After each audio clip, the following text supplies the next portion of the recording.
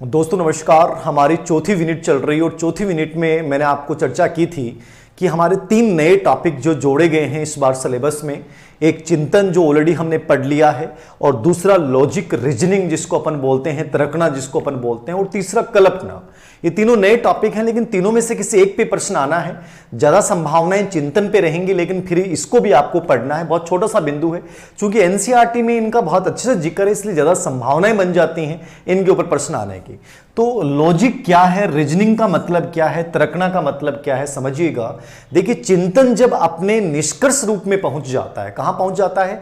चिंतन जब अपने निष्कर्ष रूप में पहुंच जाता है तो वहां वो क्या बन जाता है? वो रीजनिंग बन जाता है, वो लॉजिक बन जाता है। याद रखना, यानी चिंतन का निष्कर्ष के रूप में बदल देना या परिणाम के रूप में पहुंच जाना, उसको अपन कौन सी प्रक्रिया बोलते हैं? लॉजिक बोलते हैं। याद रखना, ठीक है। तो लॉजिक क्या है, एक परिभाषा लिख लो गेट्स वर्ने के अनुसार, गेट्स वे अन्य के अनुसार। यह एक फलदायक चिंतन की प्रक्रिया है। यह फलदायक चिंतन की प्रक्रिया है। यह फलदायक चिंतन की प्रक्रिया है। किसने कहा है? गेट्स वे अन्य ने। यह फलदायक चिंतन की प्रक्रिया किसने कहा? गेट्स वर्ने ने इसको क्या कहा है कि यह फलदायक चिंतन की प्रक्रिया है। तो गेट्स वर्ने का स्टेटमेंट है, याद रखिएगा इसको, कि यह फलदायक चिंतन की क्या है? प्रक्रिया है। किसने कहा? गेट्स वर्ने ने। फलदायक चिंतन की प्रक्रिया किसने कहा है? गेट्स वर्ने ने। तो एक नॉर्मली याद रखना कि गेट्स वर्ने ने क्या कहा है? फलदायक चिंतन की प्रक्रिया। इसके यदि अपन प्रकृति या विशेषताओं की चर्चा करें तो लिख लिया होगा आपने। प्रकृति या विशेष चर्चा करें तो याद रखना, चिंतन जो लॉजिक होता है वो एक क्रमबद्ध प्रक्रिया है, सीक्वेंसिंग में चलता है। ठीक है, क्रमबद्ध प्रक्रिया माना गया है इसको।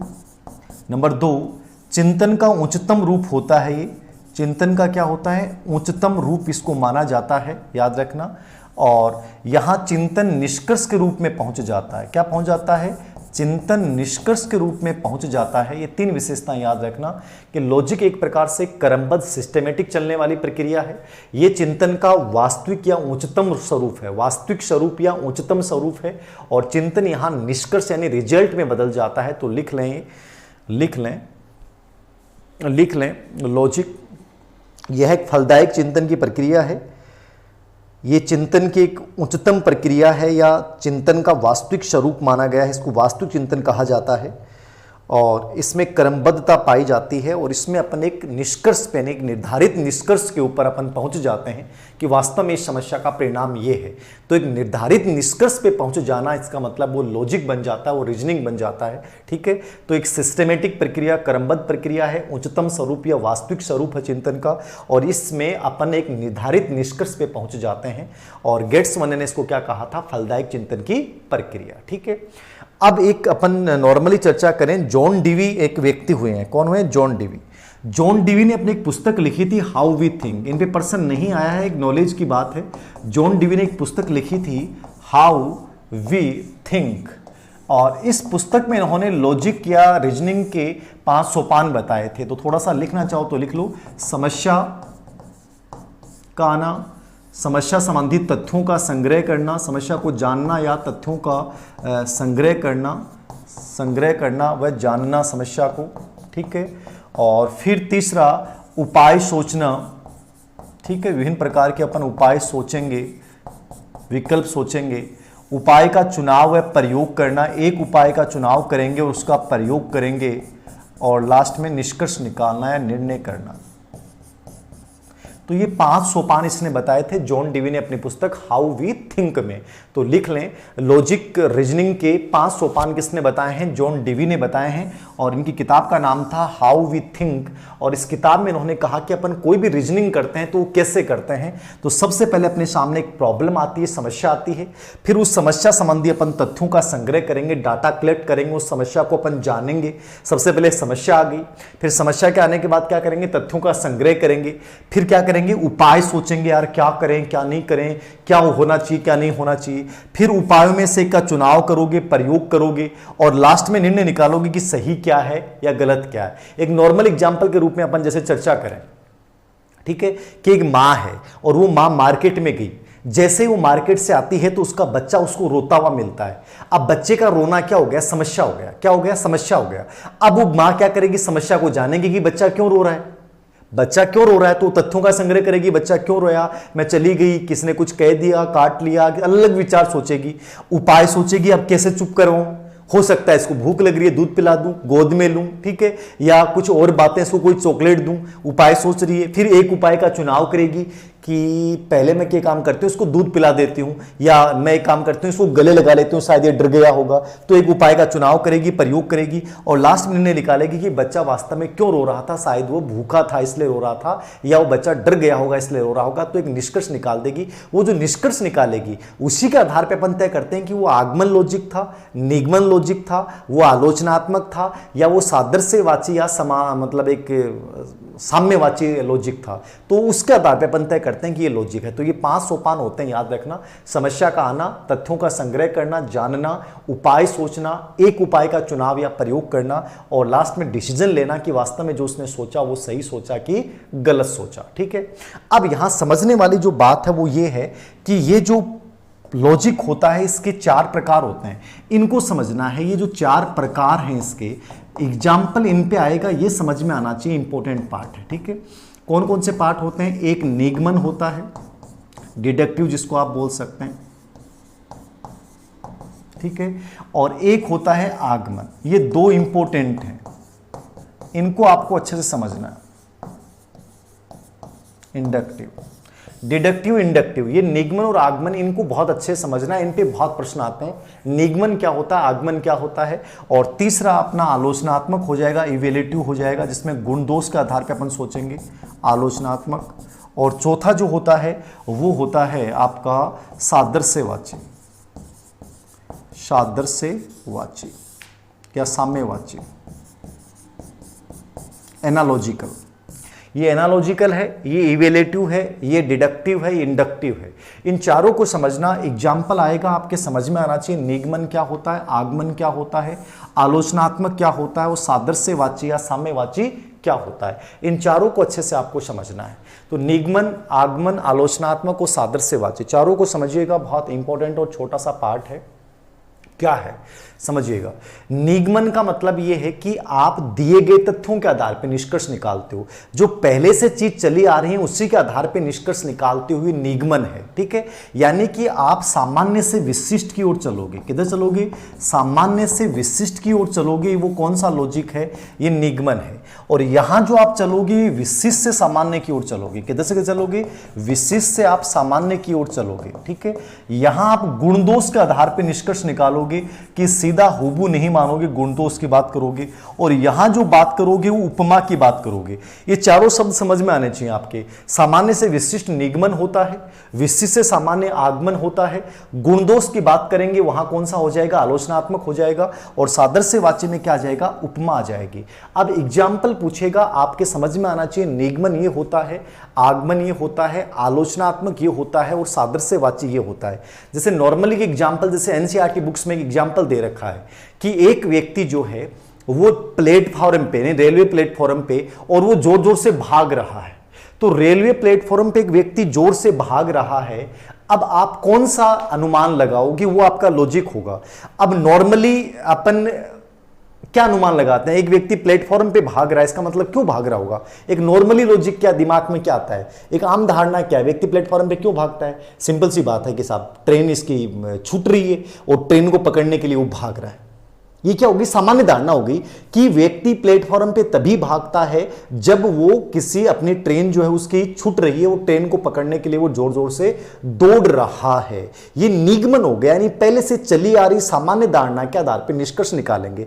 लेकिन वो व्यक्ति ऐसे सोचता कि नहीं यार, ये शायद ये ट्रेन से उतरा होगा, फिर अपनी उस ट्रेन में ये बैग भूल गया, अब उस बैग को लाने के लिए वापस जा रहा है। ये आगमन है, क्योंकि वो नया सोच रहा है। ये सामान्य धारणा नहीं है, ये सामान्य धारणा नहीं है। या हो सकता है कि ये उसका कोई मित्र है और उसको लाने जा रहा है, वो कहीं ट्रेन आ गई होगी इसलिए वो जोर जोर से जल्दी से भाग रहा है। ये आगमन है, कुछ नया सोच रहे हो मतलब आगमन है। और जो सामान्य धारणा के सोच रहे हो वो कौन सा, निगमन। तो इसमें सामान्य से विशिष्ट की ओर चलते हैं। ऐसे बहुत सारे लॉजिक आते हैं कि सभी मनुष्य मरणशील हैं, सभी मनुष्य क्या है, मरणशील है। सामान्य धारणा है कि मृत्यु निश्चित है। राम एक मनुष्य है, अतः राम भी मरणशील होगा। तो ये निगमन हुआ कि आगमन हुआ? ये निगमन हुआ, क्योंकि सभी मनुष्य मरणशील एक सामान्य तथ्य है, ठीक है। फिर राम एक मनुष्य है और राम भी मरणशील होगा, ये क्या हो गया, विशिष्ट हो गया। तो सामान्य से विशिष्ट चल रहे हैं, कौन सा, निगमन है। यहां ये प्रश्न आता, राम मरणशील है, विशिष्ट है, क्यों है? क्योंकि राम एक मनुष्य है। क्यों? निष्कर्ष क्या है, मनुष्य सभी मरणशील होते हैं, तो सभी मनुष्य मरणशील होते हैं, सामान्य तथ्य हो गया, लास्ट में आ गया।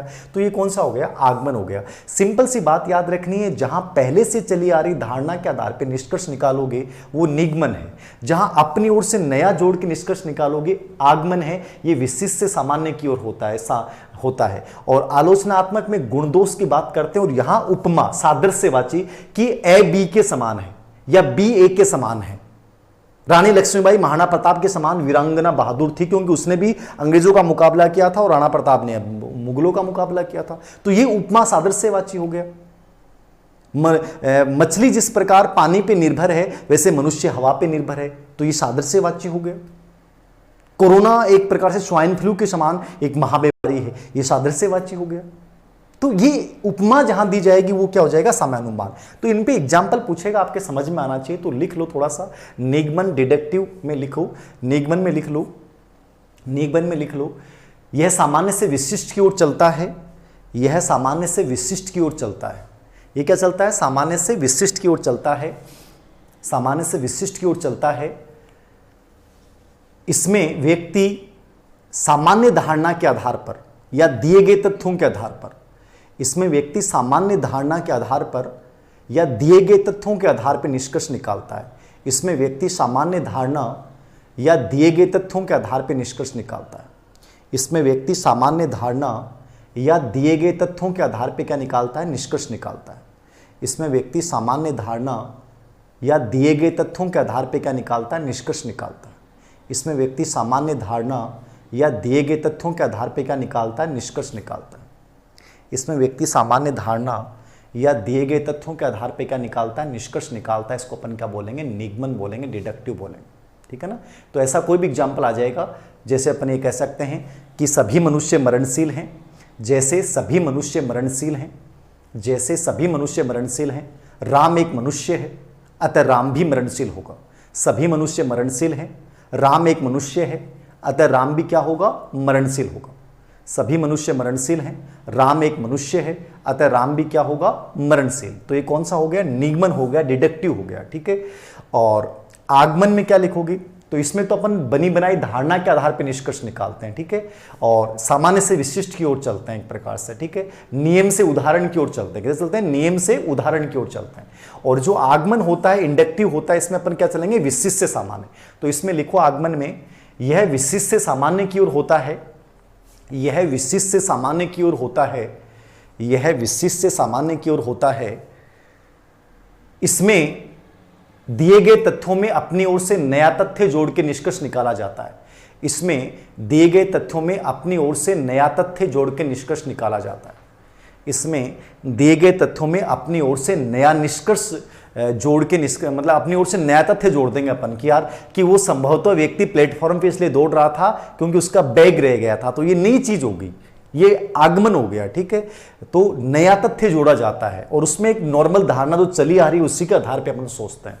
तो इसमें दिए गए तथ्यों में अपनी ओर से नया तथ्य जोड़ के निष्कर्ष निकाला जाता है, ठीक है ना। तो इसका उल्टा हो जाएगा निगमन का, ठीक है। उदाहरण से नियम की ओर चलते हैं अपन, ठीक है ना। क्या चलते हैं, उदाहरण से नियम की ओर चलते हैं, विशिष्ट से सामान्य की ओर चलते हैं कि राम मरणशील है, क्यों, क्योंकि वो मनुष्य है। मनुष्य क्या होते हैं, मरणशील होते हैं, तो ये क्या हो गया, आगमन हो गया। तो इस प्रकार से कोई लॉजिक बनाता है वो आगमन हो जाएगा। आलोचनात्मक इवेल्यूटिव का मतलब क्या है, आलोचनात्मक पे सिंपल सी बात इतनी याद रखनी है, कोई भी चीज को अपन हुबहू स्वीकार नहीं करेंगे, उसके गुण और दोष के आधार पे अपन निष्कर्ष निकालते हैं, वो आलोचनात्मक लॉजिक होता है। तो इसमें लिख लो, किसी विचार के गुण और दोष के आधार पे, किसी वस्तु या विचार के गुण दोष के आधार पर निष्कर्ष निकालना, किसी वस्तु या विचार के गुण या दोष के आधार पर निष्कर्ष निकालना, किसी वस्तु या विचार के गुण या दोष के आधार पर निष्कर्ष निकालना, किसी वस्तु या विचार के गुण या दोष के आधार पर निष्कर्ष निकालना, किसी वस्तु या विचार के गुण या दोष के आधार पर क्या निकालना, निष्कर्ष निकालना, किसी वस्तु या विचार के गुण या दोष के आधार पे क्या निकालना, निष्कर्ष निकालना है। कौन सा लॉजिक है, आलोचनात्मक। तो गुण दोष के आधार पे सोचना आलोचनात्मक। और चौथा है सादृश्यवाची, साम्यवाची। सादृश्यवाची या साम्यवाची क्या होता है, जहां उपमा के आधार पे कोई चीज का निष्कर्ष निकाल। तो किसके आधार पे, उपमा के आधार पे, उपमा के आधार पे निष्कर्ष निकाल। किसके आधार पे, उपमा के आधार पे निष्कर्ष निकाल, उपमा के आधार पे निष्कर्ष निकाल, उपमा के आधार पे निष्कर्ष निकाल, सादृश्यवाची। कि कोई भी ऐसा उदाहरण लिख सकते हो, जैसे एनसीईआरटी में एग्जाम्पल दे रखा है कि जिस प्रकार मछली जल पे निर्भर है वैसे ही मनुष्य हवा पे निर्भर है। और वर्तमान में आप देख रहे हैं ऑक्सीजन की स्थिति क्या हो रही है, ठीक है। तो ये सादृश्यवाची हो गया। कोरोना एक चेचक के समान महाबीमारी है, स्वाइन फ्लू के समान महाबीमारी है। तो इस पे एग्जाम्पल जहां तुलना आएगी वो सादृश्यवाची है। लक्ष्मीबाई महाराणा प्रताप के समान वीरांगना थी, ये सादृश्यवाची है। तो जहां तुलना की जाती है, उपमा की जाती है, वो क्या हो जाएगा, सादृश्यवाची हो जाएगा। तो तुलना संबंधी एग्जाम्पल आए वहां सादृश्यवाची कर देना। जहां सामान्य से विशिष्ट की बात आए, दिएगी सामान्य धारणा के आधार पर निष्कर्ष आएगा, वो निगमन बनाएगा। अपनी ओर से नया जोड़ेंगे, आलोचनात्मक क्रिएटिव सोचेंगे, वहां क्या आएगा, आगमन आएगा। तो सृजनात्मक होता ही, आलोचनात्मक में गुण दोष आएगा, और सादृश्यवाची में क्या आएगी, उपमा आएगी कि वो उसके समान है। तो वो क्या आ जाएगा, सादृश्यवाची। तो इसको आप याद रखिएगा। ये 4 लॉजिक के प्रकार हैं। लॉजिक एक प्रकार से चिंतन का उत्कृष्ट रूप होता है। तो एक छोटा सा बिंदु है बट इंपॉर्टेंट है, अच्छे से ये इसको देख के जाइएगा। Thank you very much.